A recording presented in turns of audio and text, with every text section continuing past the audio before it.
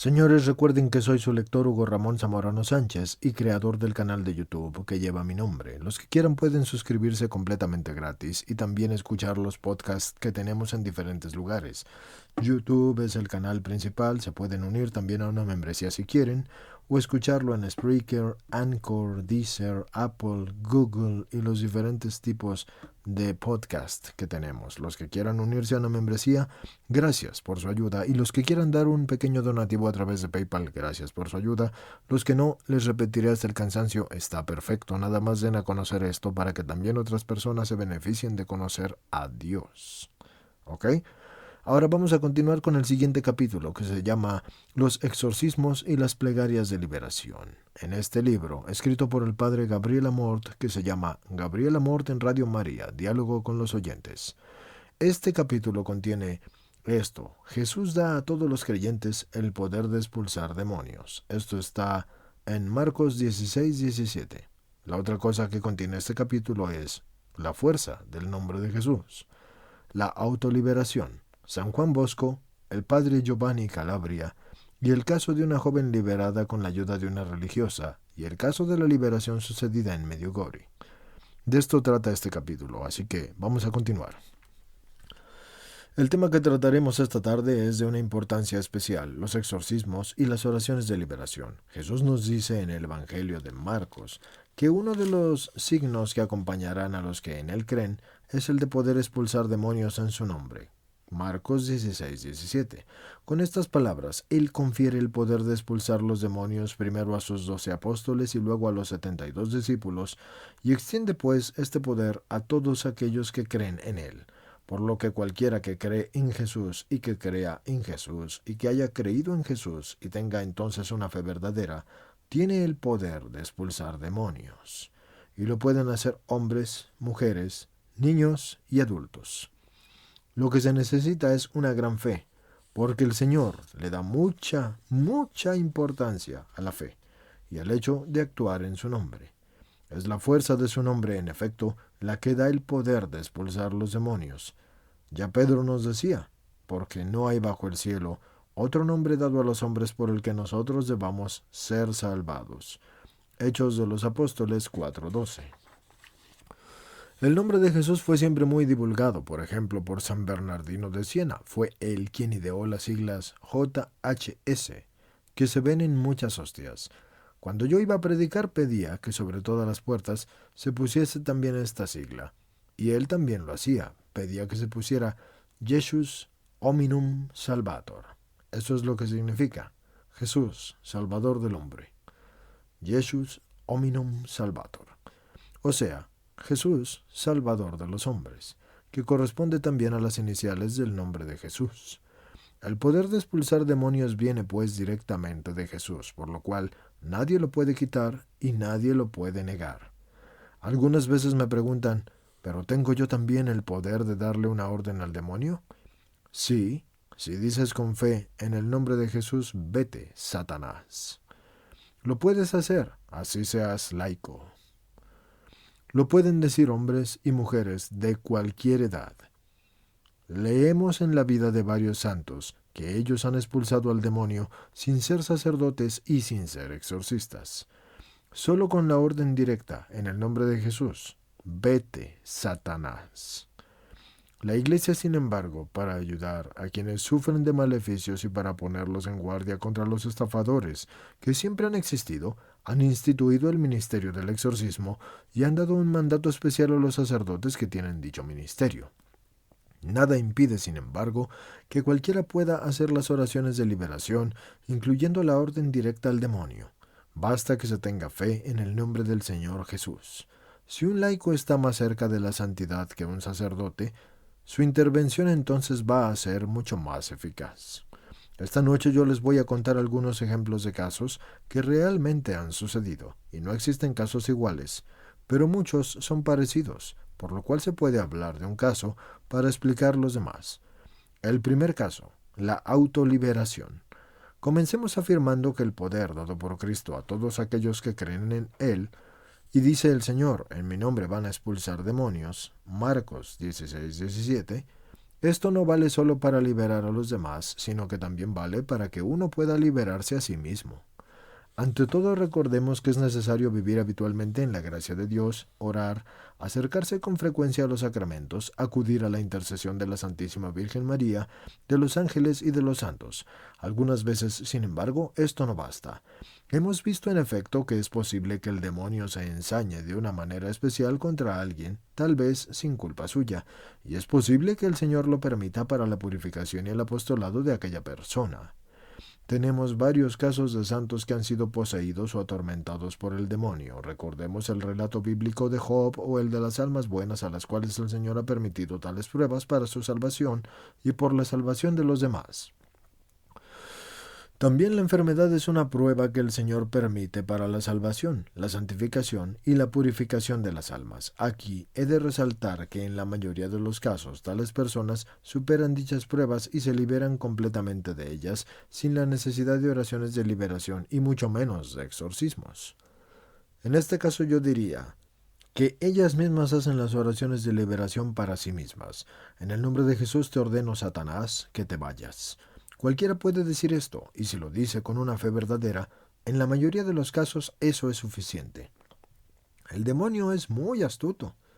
Para esconderse, muchas veces suele manifestarse bajo formas de enfermedad, y esto fue precisamente lo que le sucedió a aquel joven en el monte Tabor. Incluso los apóstoles creían que el chico padecía de epilepsia.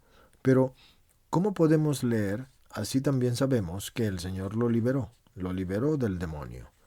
Cuando los apóstoles le preguntaron al Señor que por qué ellos no habían podido expulsarlo, lo primero que Jesús les dijo fue, porque tienen poca fe. Mateo 17, del 19 al 20. El Señor le da mucha importancia a la fe. En los tiempos de Santa Catalina de Siena, por ejemplo, cuando un exorcista no lograba liberar a una persona, la mandaba donde estaba la santa, que ella no era ni sacerdote ni exorcista, pero sí tenía una fe grandísima, y por eso lograba liberar. El primer medio que Jesús indica es, por tanto, la fe. Luego, como ya dije antes, la oración y el ayuno. A la palabra ayuno le atribuimos un sentido amplio. Por ejemplo, a menudo tengo que exorcizar a personas que fuman, y a ellos les digo, hagan al menos ese sacrificio de dejar de fumar. Eso es un ayuno. Dejar de fumar, porque estás dejando de. Eso es ayunar. Los beneficios son muchos. Además de quitarse ese horrible vicio, van a ganar en cuanto a la salud y de paso van a ahorrar. Me gusta citar dos casos relativamente recientes. El demonio atormentó de manera extraordinaria a San Juan Bosco durante 2 años. No sabemos exactamente cómo logró liberarse, solo sabemos que la madre y aquellos que vivían con él se habían dado cuenta de los sufrimientos enormes y de los tormentos que recibía día y noche del demonio. Un día el padre Bosco le preguntó a sus muchachos, «Si el demonio los asalta, ¿ustedes qué hacen?» Uno le respondió de inmediato, «Hago la señal de la cruz». Y San Juan, «Muy bien, pero si el signo de la cruz no basta, ¿qué van a hacer para ahuyentar al demonio?» Y otro joven le respondió, «Hago la señal de la cruz con agua bendita, es decir, con el agua santa». Y San Juan Bosco, «Muy bien, pero si ni siquiera la señal de la cruz con el agua bendita les bastan, ¿qué van a hacer?» Y en este punto ya los muchachos no sabían qué contestar, de modo que San Juan Bosco les dijo, «Yo sé lo que se debe hacer y sé qué hacer». Y no añadió nada más, y por lo tanto no sabemos qué penitencias ni qué oraciones se autoimpuso él mismo, don Bosco, para liberarse de los disturbios del demonio. Pero se liberó solo. No necesitó ni de oraciones de liberación por parte de terceros, y mucho menos de exorcismos. Otro caso es el del padre veronés Juan Calabria, que fue beatificado el 17 de abril de 1988 por Juan Pablo II, en ocasión de la visita pontificia a Verona. En sus últimos años de vida el padre Calabria vivió largos periodos en los cuales el Señor permitió que fuera sometido a graves disturbios del demonio. El objetivo, obviamente, era purificar y expiar, pero al leer los documentos oficiales del proceso canónico, resulta claro que el beato se liberó solo con su fe, su humildad, sus oraciones y sus sacrificios. No tuvo necesidad alguna de oraciones de liberación por parte de otros, y mucho menos de exorcismos. Quise iniciar con estos dos muy alentadores ejemplos porque están al alcance de todos y muestran que la liberación depende también de la voluntad de la persona. Aprovecho lo dicho para reiterar que siempre es importante para la liberación la colaboración de la persona. Muchas veces, por ejemplo, vienen a mí mujeres que me dicen: «Padre, mi marido está endemoniado, ¿puede hacerle algunos exorcismos?». Yo entonces le pregunto si su marido estaba dispuesto o no a reunirse con un sacerdote. Con frecuencia oigo siempre la misma respuesta, que su marido jamás hablaría con un sacerdote y que nunca entraría a una iglesia. Y en ese caso todo es inútil. Si la persona que ha de ser liberada no pone todo su empeño, ella debería aceptar de parte de nosotros los exorcistas un fuerte ritmo de oración y sacrificio y compromiso, y si esto no se hace, entonces todo es inútil. Paso a contar otro caso, el de un joven que fue liberado con la ayuda de una monja. Y debo añadir que se trataba de una monja que no creía ni en las infestaciones del demonio, ni tampoco en esos hechos extraordinarios que para nosotros los exorcistas son cotidianos. Esta hermana italiana era misionera en Brasil y enseñaba en un instituto de Sao Paulo y daba clases para muchachas de bachillerato y de universidad. El colegio era frecuentado por unas 700 alumnas y casi todas eran de la ciudad y de sus alrededores y todas vivían en sus casas, excepto unas 30 que se hospedaban como alumnas internas donde las hermanas. Una de ellas, a quien vamos a decirle Gloria, porque siempre prefiero no decir los nombres verdaderos, estaba terminando el curso para conseguir el título de maestra elemental. Diligente y educada y servicial, era la primera de 6 hermanos y huérfana de padre. Su abuelo le pagaba los gastos escolares esperando que un día, una vez graduada de maestra, tan buena y generosa como era, le ayudara a sus hermanos. Así que Sor María Teresa, la hermana que me contó estos hechos, comenzó a darse cuenta de que faltando un año para que las muchachas obtuviesen su título de maestras, ocurrió algo que nunca había sucedido antes. Los profesores se quejaban de Gloria, y parecía ausente, y faltaba a las clases, y en resumen, después de volver de vacaciones, ella tuvo un cambio radical. La hermana la llamó con una excusa, le dijo que estaba interesada en el tema de geografía que estaba estudiando y que deseaba saber qué se dijo en la última lección. La joven abrió el libro y de inmediato salió un pequeño pañuelo. Estaba doblado y era de colores muy vivos, rosado, verde, amarillo. La hermana trató de cogerlo, pero se le escapó de la mano desapareciendo en la nada. Y Gloria palideció y exclamó: «Pobre de mí, no lo puedo perder». En aquel momento sonó la campana, por lo cual Sor María Teresa envió a la joven al salón, pero no sin antes decirle que se tranquilizara, porque ella lo buscaría, y en efecto se fue al pupitre de Gloria y se puso a hojear libros y cuadernos, página por página, y encontró ese colorido pañuelo en el fondo del último libro. Pero tuvo que cogerlo con fuerza para no dejarlo ir, porque parecía que estaba electrizado y trataba de huir. Recelosa y con cierto temor, la hermana invocó a Nuestra Señora María Santísima y luego se dirigió al pequeño pañuelo, como si se tratara de un diablo, y le dijo: «Desgraciado, ya María Santísima te ha aplastado la cabeza». Luego se fue para la cocina y botó ese pañuelo en la estufa, donde había bastante fuego.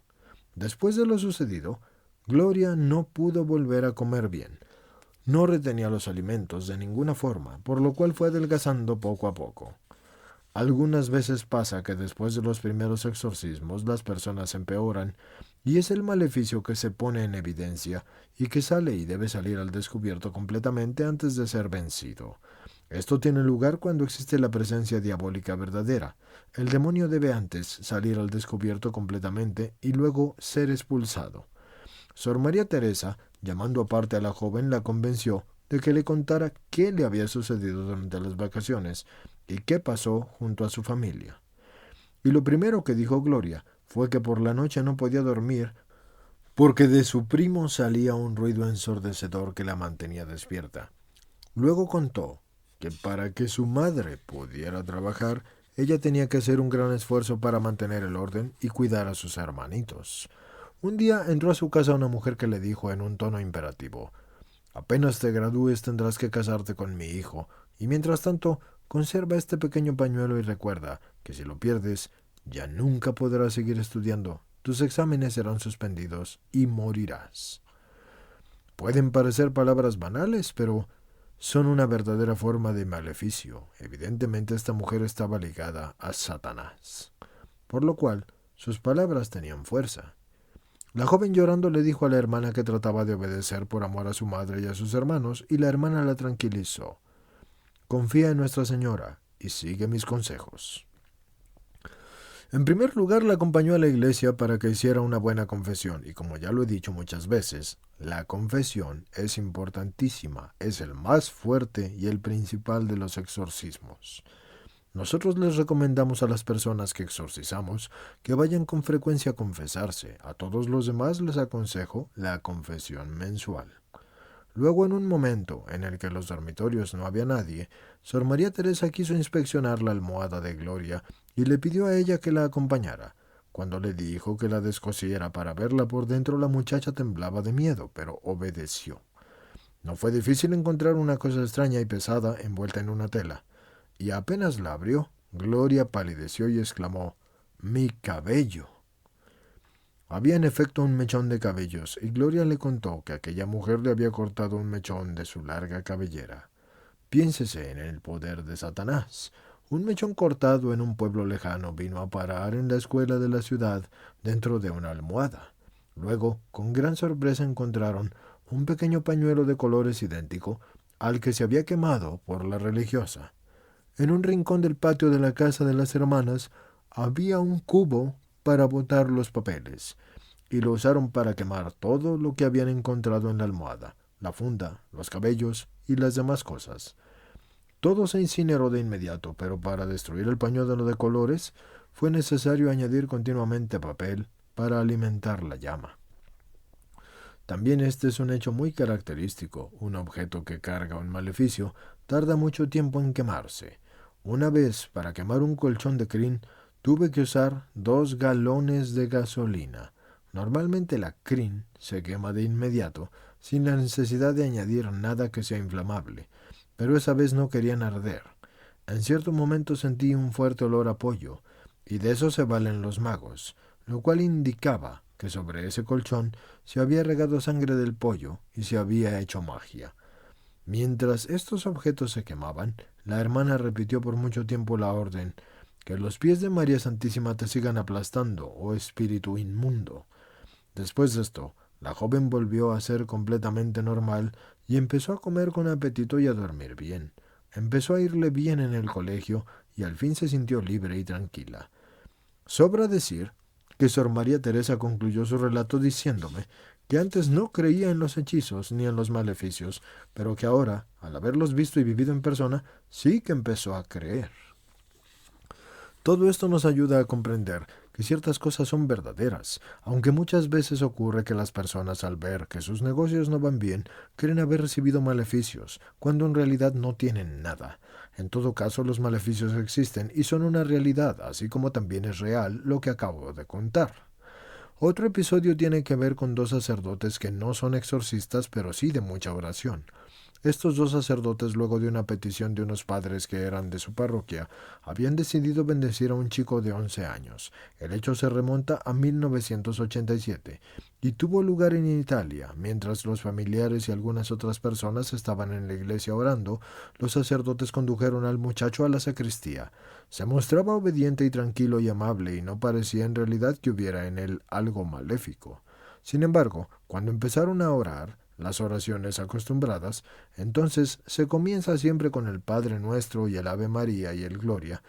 Este jovencito empezó a agitarse y a escupir baba y a blasfemar. Un chico de 11 años.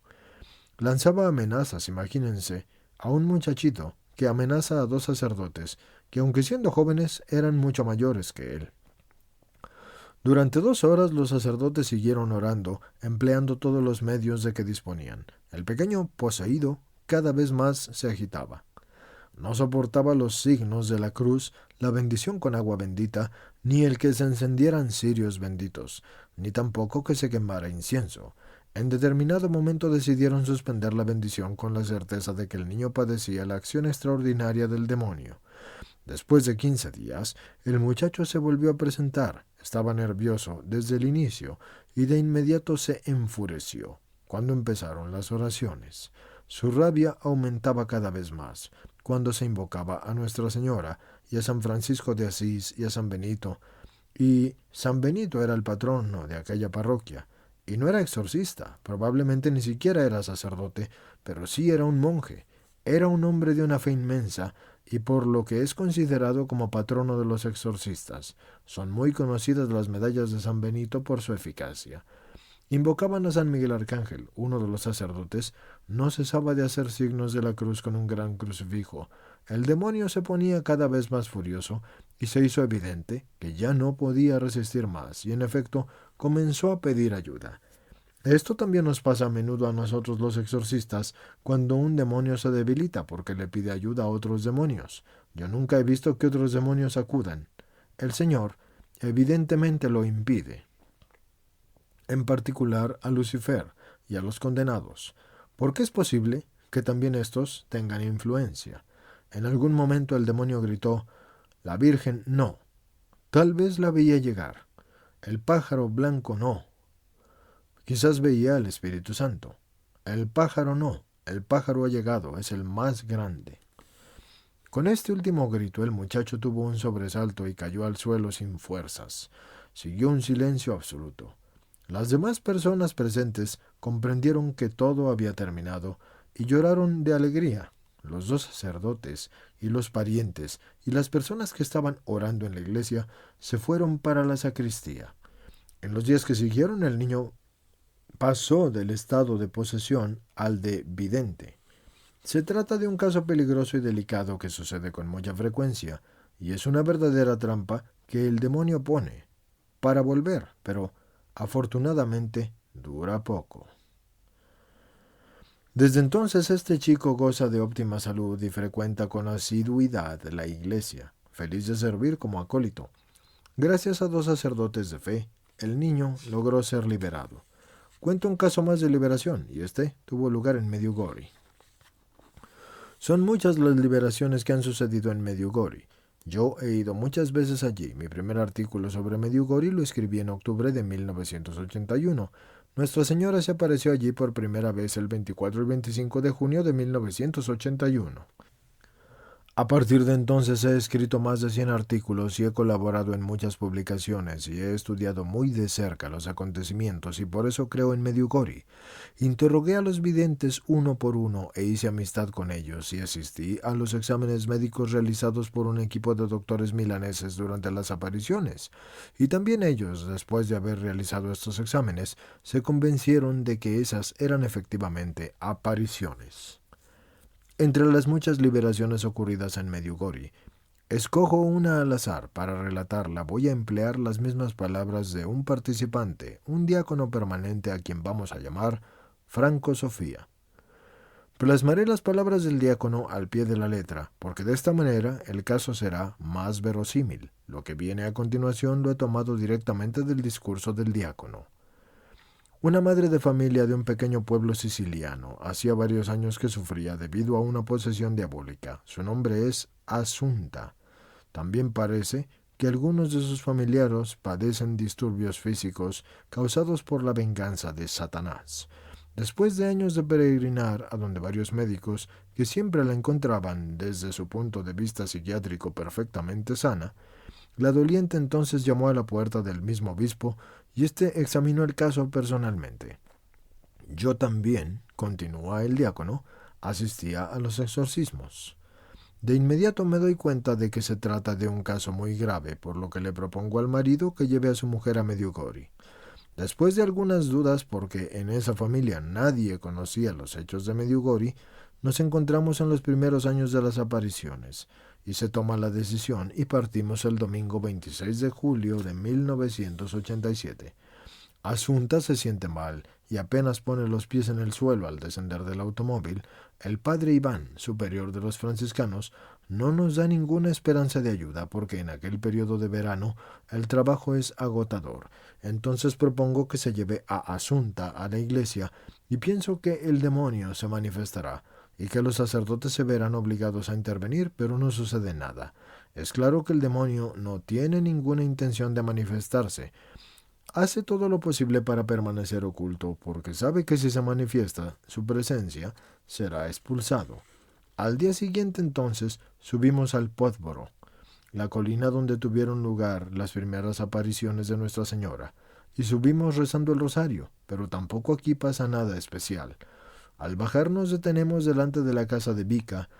En efecto, se pasaba precisamente frente a la casa de Vika para subir al Podboro. Vika es la más grande de las videntes y en ese entonces tenía 17 años y es también la que mejor conozco y con la cual he hecho más amistad. Mucha gente va allí para escucharla y para pedirle oraciones y consejos. Logro decirle a Vika que en nuestro grupo hay una persona endemoniada que se llama Asunta. Lo que me asombra, sin embargo, es que Asunta corre de inmediato hacia ella y la abraza estallando en llanto. Vika la acaricia en la cabeza y en este punto el demonio se manifiesta porque no soporta que Vika acaricie la cabeza de la señora. No puede tolerar la mano de la vidente. Asunta se echa al suelo gritando en una lengua desconocida y Vika entonces la toma de la mano con delicadeza y le recomienda a todos los que están presentes allí y que estaban desconcertados que no lloren, sino que más bien hagan oración. Todos oran entonces con fuerza, y eran muchos, y de diferentes naciones. En esta plaza, que estaba repleta de gente, todos oran con fuerza, y son ancianos y jóvenes, y se mezclan oraciones en varias lenguas porque los peregrinos son de diversas nacionalidades, y parece entonces una escena bíblica. Vika entonces rocía a Asunta con agua bendita y luego le pregunta si se siente mejor. Asunta señala que sí con la mano, porque no puede hablar. Pensamos que se ha liberado e intercambiamos miradas de alegría, pero el demonio emite un alarido espantoso. Había fingido haberse ido para que dejáramos de orar. Entonces volvemos a empezar con más orden y entonando el rosario. Un señor extranjero, y no se supo de qué nación era, alza la mano y la dirige hacia la espalda de Asunta, pero desde lejos. Y el demonio no resiste ese gesto, por lo cual Asunta grita y se agita. Y es preciso sujetarla con fuerza, porque quería arrojarse con violencia contra ese hombre.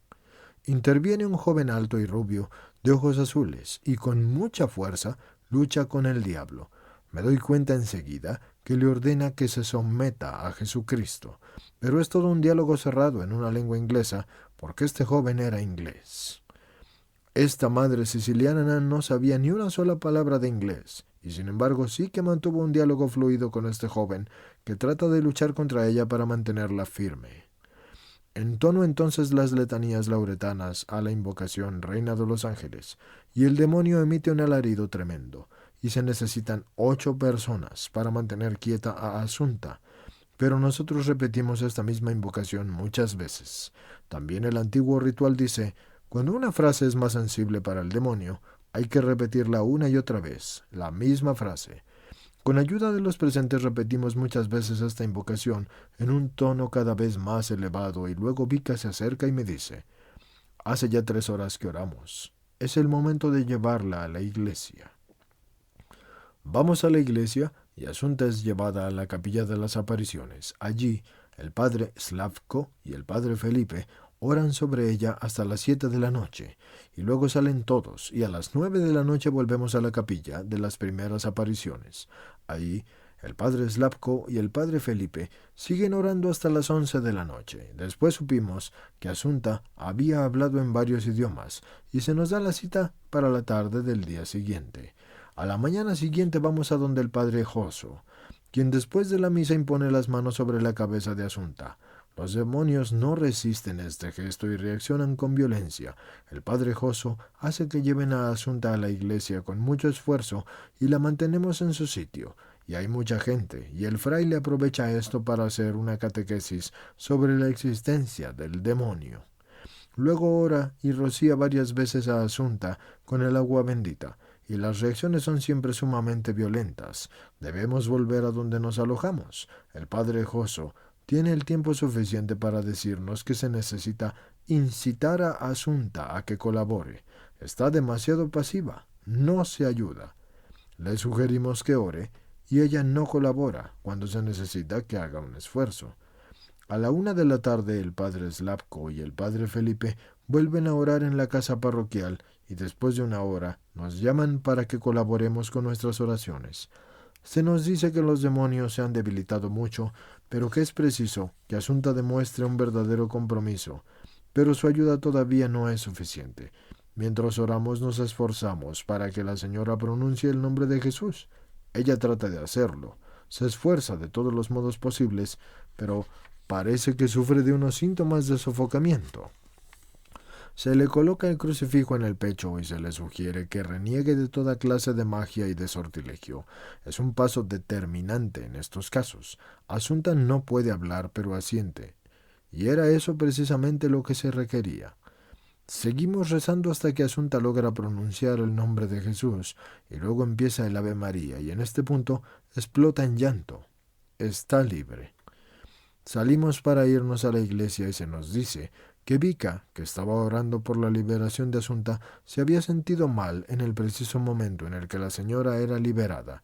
En la iglesia, Asunta ha seguido con fervor el rosario y la misa, y no ha tenido ninguna dificultad en comunicarse, y esto es importante. A 5 años de distancia desde que se me contaron estas cosas, puedo confirmar que la liberación ha sido radical. Ahora esa madre es un testimonio vivo de la misericordia de Dios y es uno de los miembros más activos del grupo. No vacila en decir que su liberación fue un triunfo del corazón inmaculado de María. Alabado sea Jesucristo. Preguntas y respuestas. Primera radio escucha. Buenas noches. Cuando asistí en Medjugorje a la expulsión del demonio de una señora me sentí muy aterrorizada. Cuando de estos demonios son expulsados, ¿cabe la posibilidad de que entren a otra persona? Respuesta del Padre Amort. No hay peligro alguno para las personas que asisten. Es verdad que frente a hechos de esta clase las personas quedan espantadas y estupefactas. Lo mismo sucede cuando, por ejemplo, se hacen grandes oraciones de liberación en asambleas numerosas. Hay personas que gritan y otras que se caen. Quien nunca haya asistido queda asombrado. Para nosotros los exorcistas son cosas de administración ordinaria, pero el que no haya asistido jamás queda estupefacto, espantado, y hasta pueden llegar a temer que el demonio haya entrado en ellos. Permanezcan tranquilos, el demonio se va, es devuelto al infierno. Segunda radio escucha. Tengo una sobrina que está casada y tiene 3 niños y espera al cuarto, pero cuando me oye hablar de Jesús o de la Virgen María cambia de tema inmediatamente y no quiere escucharme. Yo oro por ella hace 31 años y somos vecinas, pero ella ni ora ni hace nada para que sus niños recen. ¿Qué puedo hacer, padre? Por favor. Padre Amort, deme un consejo. Respuesta del Padre Amort.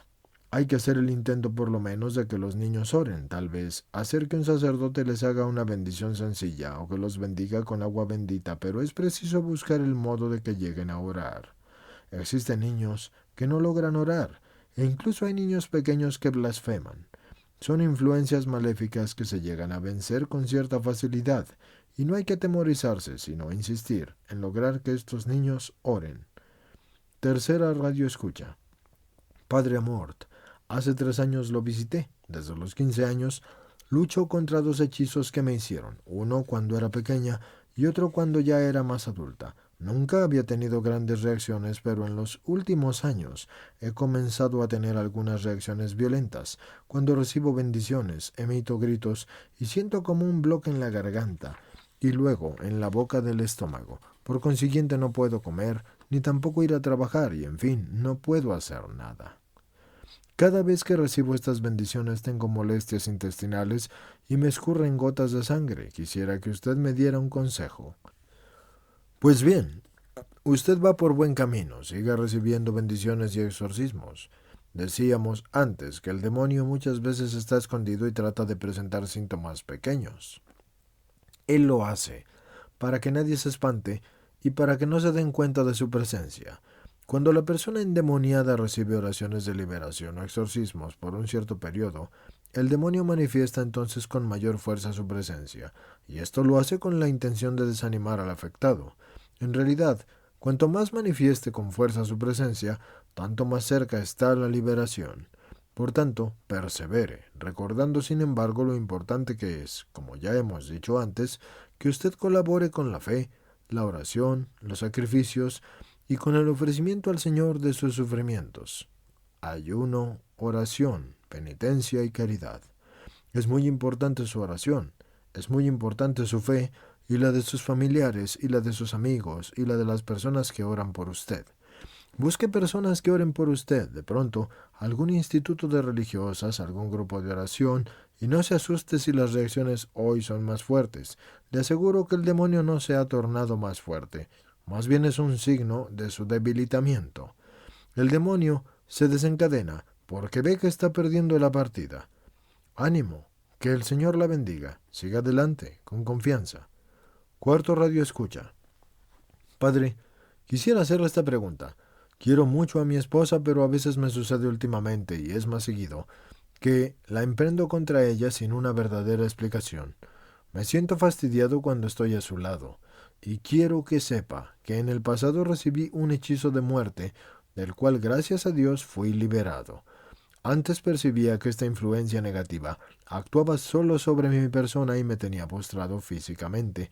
Con el tiempo, la influencia tocó las relaciones con mi esposa, aunque lo repito, la quiero mucho. ¿Por qué me sucede esto?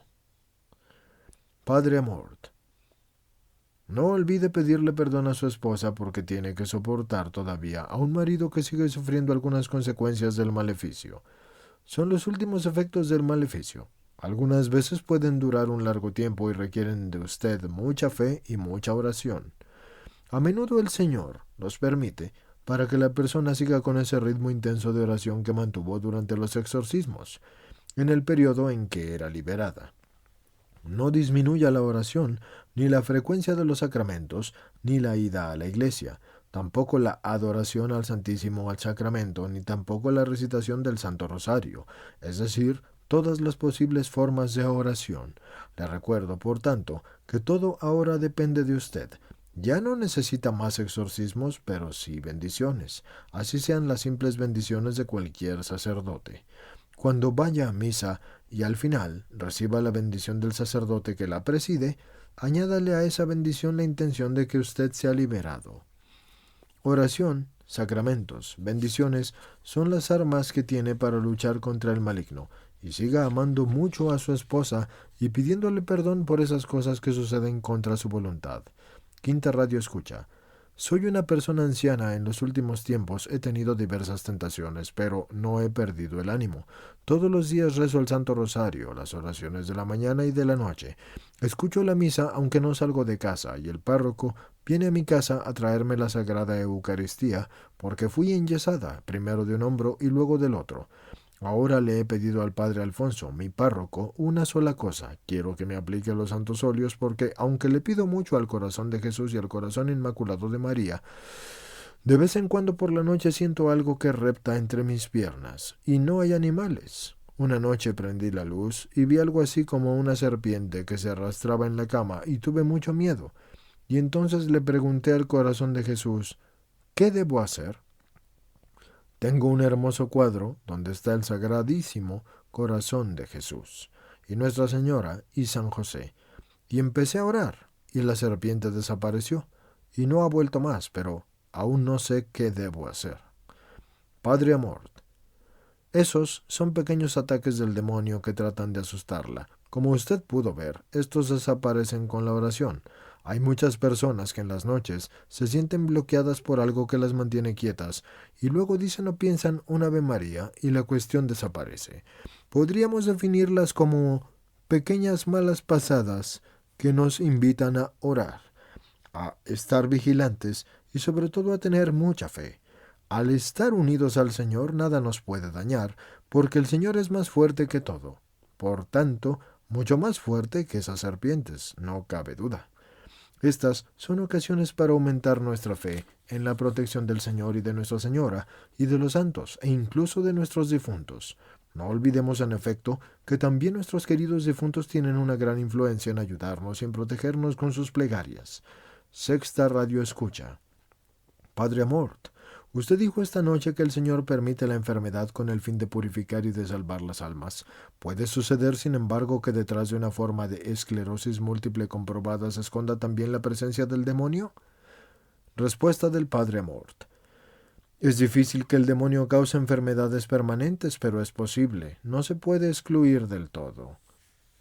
En general, en casos como el de una esclerosis múltiple debemos pensar que la causa es natural y así nos encontraremos frente a una de esas enfermedades ante las cuales la medicina poco o nada puede hacer.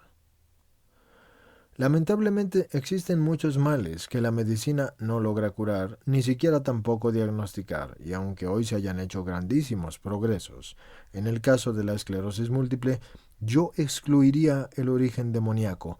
Pienso más bien que se trata de una ocasión para que usted le ofrezca este continuo sufrimiento al Señor en reparación por los pecados, por las almas del purgatorio y por todas esas intenciones por las cuales Jesús dio su vida en la cruz. Por lo tanto, siéntase como una colaboradora de Jesús y piense en las palabras de San Pablo. Completo lo que le falta a las tribulaciones de Cristo en mi carne, en favor de su cuerpo, que es su iglesia. Colosenses 1:24. Piense que estos sufrimientos son muy útiles e importantes porque son una ayuda a la pasión de Cristo, y esto no significa ciertamente que la pasión de Cristo sea insuficiente, pero ella no anula sin embargo el valor de nuestra colaboración personal. Las palabras de San Pablo que acabo de recordar a este propósito son muy claras. El Señor sigue deseando nuestra colaboración. San Agustín se expresaba con una frase famosa: aquel que te creó sin tu intervención, porque nosotros no contribuimos en nuestra creación, no te va a salvar sin tu colaboración. Estos sufrimientos son por lo tanto de gran ayuda para su propia salvación y para la de sus seres queridos y para la de muchísimas almas. Séptimo Radio Escucha. Quisiera hacerle algunas preguntas. La primera es, cuando San Juan Bosco dijo «yo sé qué se hace», refiriéndose a cómo liberarse del demonio, ¿se podría pensar en la hipótesis de que el santo estaba diciendo que para llegar a liberarse no se podía contar con la ayuda de otra persona?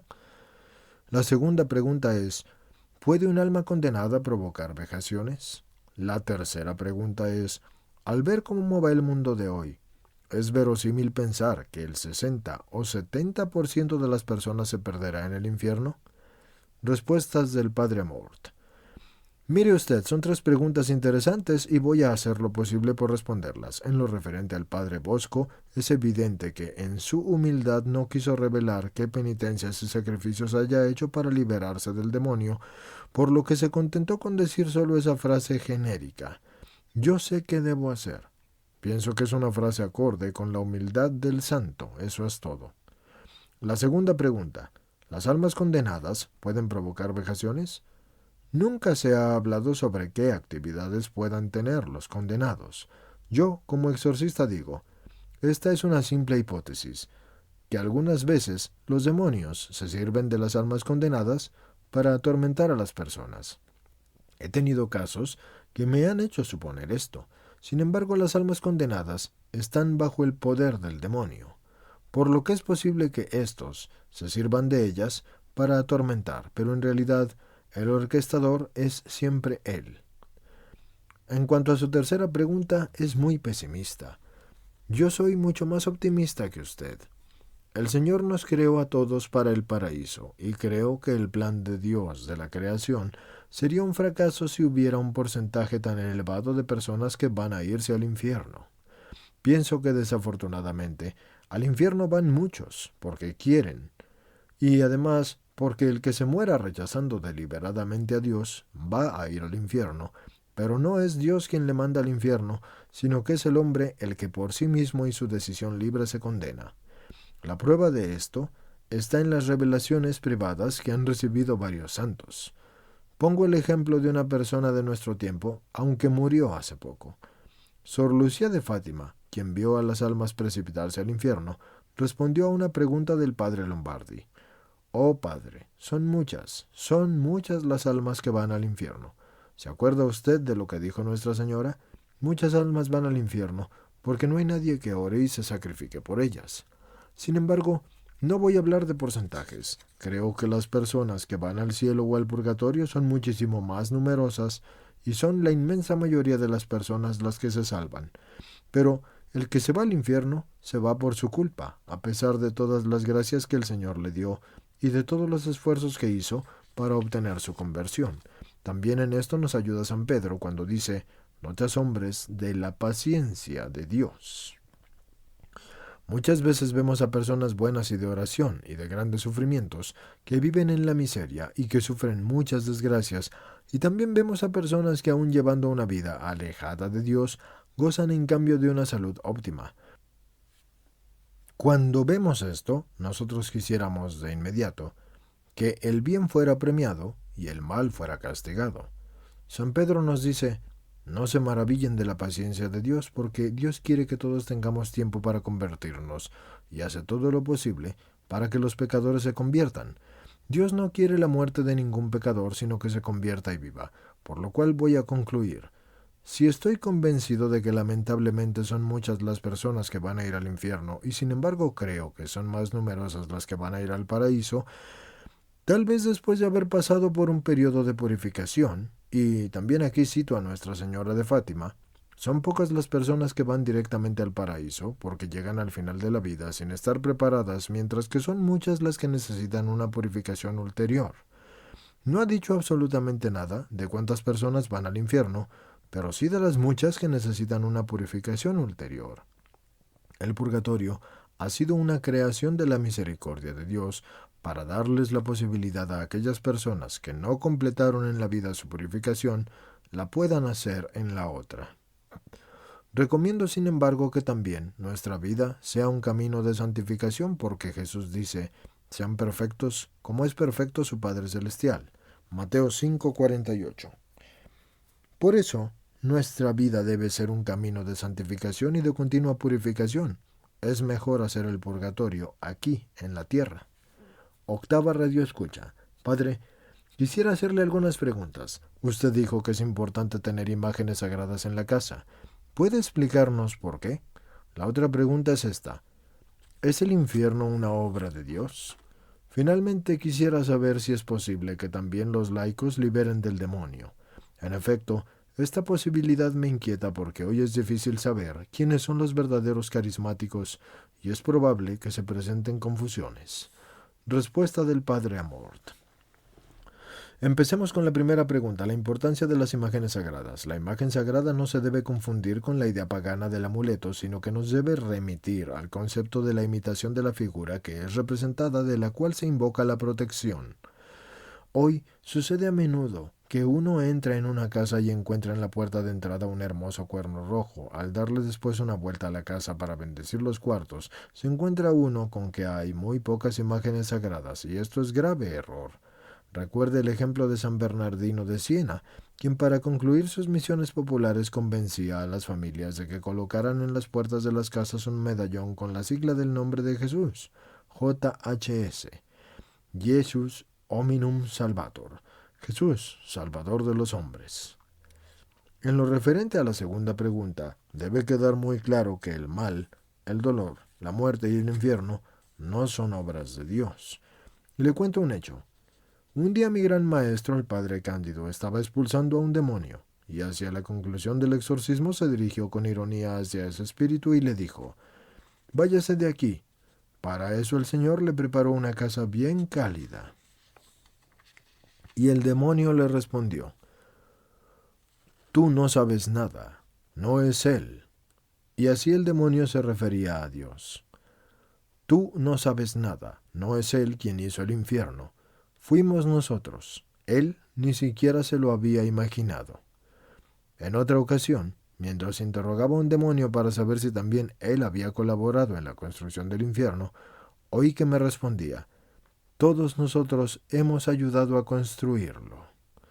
Y en lo que respecta a la tercera pregunta, para responderle me debo referir al cardenal Suenens y a un breve capítulo de su libro, donde sostiene que la liberación de los demonios llevada a cabo con el exorcismo directo es una prerrogativa de los obispos o de sus delegados. La diferencia está, por tanto, en los exorcismos, es decir, en los casos en los que hay posesiones diabólicas, las cuales están reservadas exclusivamente al obispo, y todo lo que está fuera de la posesión diabólica verdadera es, por así decirlo, un campo sin límites. Por eso es útil fijar una terminología para distinguir bien. Hablamos entonces de plegaria de liberación y exorcismo de liberación. Según lo que sostiene el cardenal Suenens, sería bueno que todo caso sospechoso y todo caso verificado de influencia diabólica fuera manejada por el obispo. Para los casos menos graves, él propone que el obispo lo confíe a laicos calificados. Aquí, cuando el sacerdote dice laicos calificados, yo les quiero hacer una aclaración. Un laico calificado no es alguien que un sacerdote le pueda decir que tiene inferimentos para hacer esto, no. Un laico calificado es una persona común del clero que lleva una vida santa, de sacramentos, se acerca a Dios, hace oración, le pide las cosas al Señor y sobre todo tiene conocimiento de esto y se acerca a las Escrituras. Esos son laicos calificados. Una persona que puede santamente y dignamente dar consejo a otros y dirigirlos para su bien mayor y seguir a Dios es un laico calificado. Novena Radio Escucha. Hace años que tuve problemas y no hace mucho que tuve un sueño feísimo en el cual estaba luchando contra el demonio. Estaba segura de vencer, pero él dio un grito terrible y yo me espanté. Y desde entonces tengo miedo tremendo de ser aplastada por él. Sigo orando y mi párroco me bendijo, pero este recuerdo me angustia continuamente. ¿Qué me aconseja hacer? Respuesta del Padre Amort. Me viene a la mente aquella frase mansoniana: al miedo no se le manda. O la otra: uno no se puede dar valor por sí solo. Son frases muy humanas que nos dicen que cuando nos asaltan grandes temores, no nos debemos extrañar si nos cuesta mucho trabajo superarlos. Usted lo puede superar creciendo en la confianza en Dios, que ha vencido Dios a Satanás, y que es inmensamente más fuerte que el maligno, teniendo la confianza en Nuestra Señora, que le aplasta continuamente la cabeza, y teniendo confianza en los santos y en los ángeles, que nos protegen de los ataques del demonio. Sea muy devota de su santo ángel custodio, y considérelo, excúseme la expresión, algo banal, como un perro guardián y terrible, que la protegerá y la protege contra los demonios. Confíe mucho y tenga la certeza de lo que nos dice el Evangelio. Satanás ha sido derrotado, por lo cual ya no puede hacer nada en contra de nosotros. Nos tienta, eso sí, y nos tienta al mal, pero vencerlo ya depende ahora de nuestra voluntad. Confíe en Dios, en su poder, y siéntase custodiada por Él. Usted, que por el bautismo recibió el sello del Padre, del Hijo y del Espíritu Santo, siéntase protegida por Nuestra Señora y por su ángel custodio, y por los ángeles y los santos, y trate así poco a poco de superar el miedo que le provocó ese sueño.